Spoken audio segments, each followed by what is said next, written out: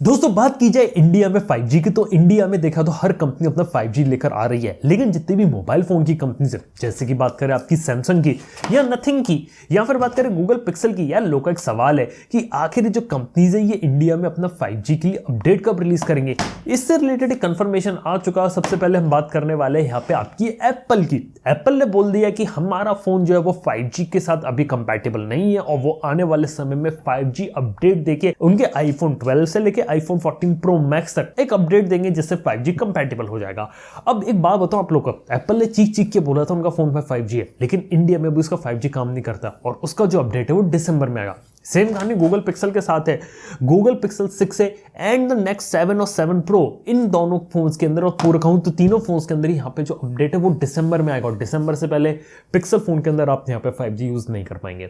वही बात की जाए यहाँ पे सैमसंग की, तो सैमसंग के ऑलरेडी फ्लैगशिप फोन जैसे मेरे पास S22 प्लस है, किसी के पास फ्लिप 4 है, किसी के पास फोल्ड 4 है, उनके अंदर ऑलरेडी इस टाइप का एक अपडेट आ चुका है।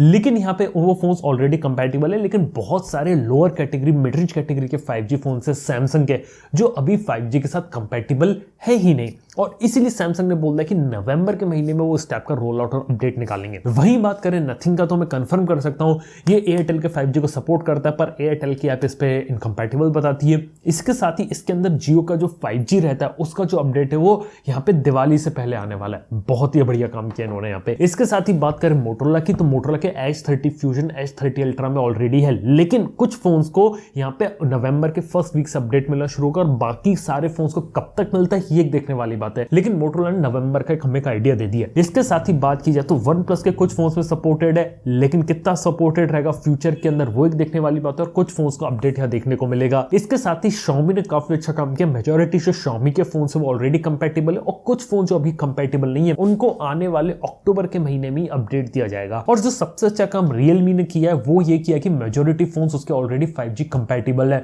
ये सबसे ज्यादा जो फोन आज के समय कंपैटिबल है वो है Realme के, लगभग 85% फोन्स कंपैटिबल है। 10-15% जो फोन्स है वो भी अक्टूबर के महीने में अपडेट दे देंगे और ऑलरेडी यहाँ पे Realme के फोन्स एयरटेल के साथ कंपैटिबल है, प्लस जियो का 5G का अपडेट उनमें ऑलरेडी आ चुका है, जो कि इसे काफी अच्छी चीज बना देता है। तो देख के अच्छा लगा कि Realme ने जिन्होंने बोला था 5G डेमोक्रेटाइजर रहेंगे, उन्होंने यहाँ पे 5G अपडेट बराबर दिए हैं और देखा है तो काफी सारे Realme के फोन्स ऑलरेडी 5G से कंपैटिबल है। ये काफी जबरदस्त चीज होती है इधर। खैर इसी के साथ ही बात किया तो 5G के बारे में बात कर ली, अपडेट्स के बारे में, लेकिन एक सवाल आ रहा था यहाँ पे, क्या कंपनियां अब धीरे धीरे 4G फोन बनाना क्या बंद कर देंगे? क्योंकि एक ऐसी खबर हमारे सुनने में आई थी जहां पे ऐसा लग रहा था गवर्नमेंट ने कंपनी को बोला है कि अब 4G फोन बनाना बंद करो, 5G पर ही फोकस करो अगर 10,000 रुपए के ऊपर का फोन बना रहे हो। लेकिन फिर गवर्नमेंट ने क्लियर कर दिया कि हमने इस टाइप की एक चीज नहीं दी, कंप्लीटली फेक न्यूज है और कंपनी अपने हिसाब से जो करना चाहे वो कर सकती है और कंपनीज का भी अभी यही प्लान है। 2023 के बाद से ऐसा बहुत ज्यादा चांसेस है कि यहाँ पे 10,000 रुपए के ऊपर के धीरे धीरे 5G फोन ही देखने को मिले, 4G फोन कंप्लीटली बंद हो जाए। 4G फोन जो बना दिए थे वो निकल गए, जो फोन कुछ अंडर डेवलपमेंट है वो कुछ आएंगे, लेकिन उसके बाद ज्यादा चीज नहीं, और जितना स्टॉक है वो धीरे धीरे कंपनियां यहाँ पे खत्म करेंगी। लेकिन मेजर फोकस अब 5G के ऊपर ही होगा 10,000 रुपए के सेगमेंट में। पता है इसके पीछे का रीजन? क्योंकि 5G सबसे ज्यादा एक एस्पिरेशनल फीचर है। एस्पिरेशनल फीचर वो रहता है जिसकी लोगों में चाह रहती है, मतलब एमोलेड स्क्रीन से भी ज्यादा चाहे, फास्ट चार्जिंग से भी ज्यादा चाहे, और लोग चाहते हैं उनका फोन 5G हो। अब इसी 5G के चक्कर में जो कंपनीज है वो दोबारा से अपने स्ट्रेटजी रिस्ट्रक्चर कर रही है, 10,000 के ऊपर के 5G फोन्स निकाल रही है। अब देखा जाए तो 2023 से यहाँ पे आपको 10,000 रुपए के ऊपर 5G फोन्स होंगे और कुछ जगह कॉम्प्रोमाइजेस डेफिनेटली होंगे, लेकिन धीरे धीरे 5G फोन जैसे जैसे मार्केट में पॉपुलर होंगे वैसे वैसे दाम भी कम होंगे, टेक्नोलॉजी एडवांस होगी, और जो कमियां 5G के साथ है, जैसे ज्यादा बैटरी खा लेता है, इतना अच्छा नेटवर्क कवरेज नहीं है, और कॉम्प्रोमाइजेस जो देखने को मिलते हैं जैसे कि एमोलेड स्क्रीन नहीं है, फास्ट चार्जिंग नहीं है, ये सब चीजें धीरे धीरे खत्म होंगी और 2023 के एंड तक एक non compromise affordable 5G phones की एंट्री हम इंडियन मार्केट में होगी।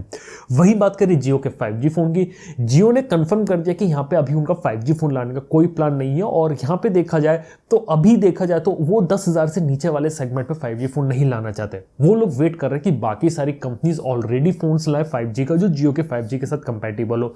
लेकिन अगर बाकी सारी कंपनियां नहीं लाती है, 10,000 रुपए से ऊपर ही 5G को रखती है, फिर जियो जियो ऐसा कुछ सोच सकता है एक सस्ते बजट के अंदर 5G फोन लाने का, लेकिन वो इस साल नहीं आएगा, उसको वो शायद अगले साल के लिए यहाँ पे डिले कर देंगे। ये एक चीज है यहाँ पे, तो है ना काफी ज्यादा कमाल की बात यहाँ पे 5G के लिए। और देखना है कि 4G फोन कंप्लीटली डिसकंटिन्यू होते या नहीं होते, लेकिन धीरे धीरे ट्रांजिशन तो यहाँ पे हो ही जाएगा 4G से 5G का, जो ऑलरेडी यहाँ पे होना शुरू हो भी चुका है। और इसी के साथ ही अगली जो न्यूज है वो है अडानी को लेकर। देखो अडानी ने यहाँ पे एक न्यूज निकल गई रिसेंटली कि उसके पास टेलीकम्युनिकेशन लाइसेंस आ चुका है 6 सर्कल के अंदर। यहाँ पर बात की जाए तो यहाँ पे उनके पास लाइसेंस है आंध्र प्रदेश, कर्नाटका, राजस्थान, तमिलनाडु और मुंबई का। और लोगों का स्पेकुलेशन था कि अभी अडानी ने अपना 5G स्पेक्ट्रम लिया, हो सकता है अडानी की टेलीकम्युनिकेशन सर्विस आ जाए, लेकिन मैं आपको बता सकता हूं कि ऐसा नहीं होने वाला। देखो अडानी के पास जो यहाँ पे टेलीकॉम स्पेक्ट्रम लिया वो उन्होंने लिया है ज्यादातर मिलीमीटर वेव का, और मिलीमीटर वेव में हाई स्पीड आती है और उनके पास इतना मेजर स्पेक्ट्रम है नहीं। और टेलीकम्युनिकेशन का जो लाइसेंस लिया वो सिर्फ 6 सर्कल्स के अंदर लिए।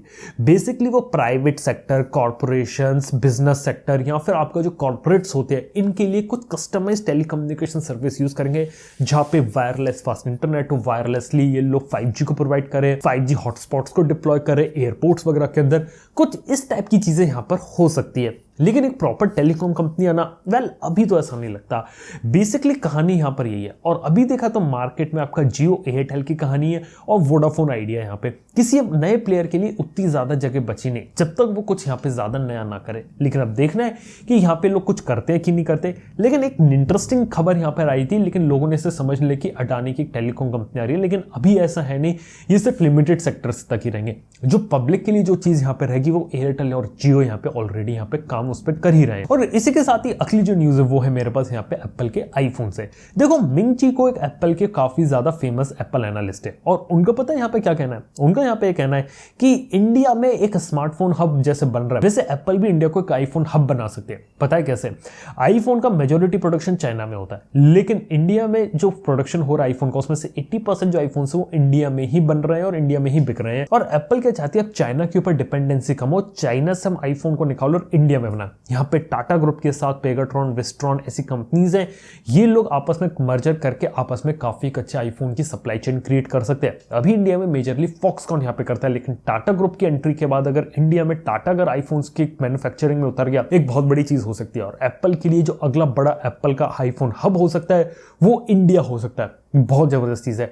इसके साथ ही जो मैकबुक यहाँ पे बनते हैं उनकी मैन्युफैक्चरिंग के लिए वो लोग थाईलैंड को कंसिडर कर रहे हैं, जहां पे अभी मैकबुक बनते हैं चाइना में, चाइना से मैकबुक्स का प्रोडक्शन हटाने वाले और सीधे डालने वाले थाईलैंड के अंदर।